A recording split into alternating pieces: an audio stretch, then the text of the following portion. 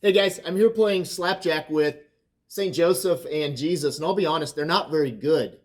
They're so humble and they're not very violent, and they're statues, so they can't really slap anything. But I don't know if you knew this, but we're nearing the end of the year of St. Joseph. Pope Francis declared this past year the year of St. Joseph, a time when we would learn about and grow deeper in our relationship with St. Joseph. And this has been happening all across our diocese, including here in our parish, where people have been studying him and learning about his life. And this is really important for us because we're in St. Joseph Parish.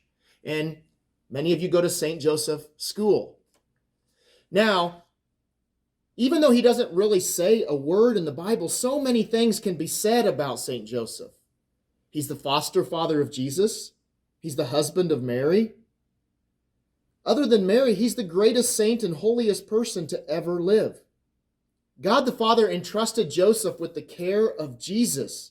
What a responsibility. How often do you think he prayed, God, please help me not to mess this up?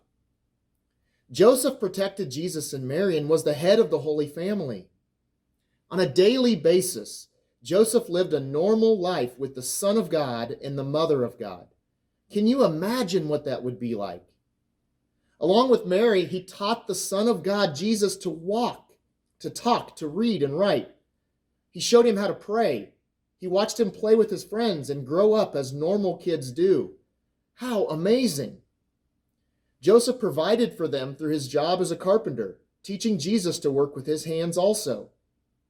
Just imagine Joseph showing Jesus how to use a hammer or a saw and pulling the wooden splinter out of his little hand when he got one. After Jesus and Mary, we have no greater friend in heaven than St. Joseph. He prays for us every day, guides us to make good choices, teaches us the virtues, and protects us from evil. Now I want to talk about an image maybe some of you have seen in the back of church in the narthex. There's a big poster. It looks kind of scary, doesn't it? But it's really not. It should actually make us feel really comfortable. What do you see in the image? Well, Joseph looks stern, maybe even mad. Why? Well, who is he holding? Jesus. Why is he holding his hand up and looking so fierce? He's basically saying, don't you dare try to harm my son. Fathers have such a deep instinct to protect their children from harm, and it was no different for St. Joseph. The comforting thing about this image, Joseph is our father too. Imagine that it is you as a child in his arms. He tells everyone, from those who would want to hurt us or lead us astray, including the devil himself, don't you dare hurt my daughter or my son.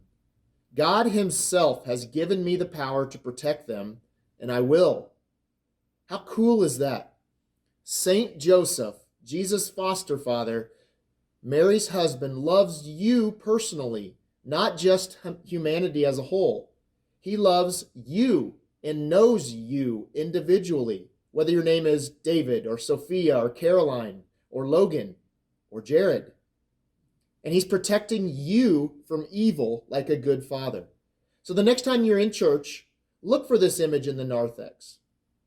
And also the next time you see an image of St. Joseph, whether in school or at your house or in church or in your textbook, I want you to take a second and thank him for being such a good father to you, for praying for you, for protecting you and keeping you safe.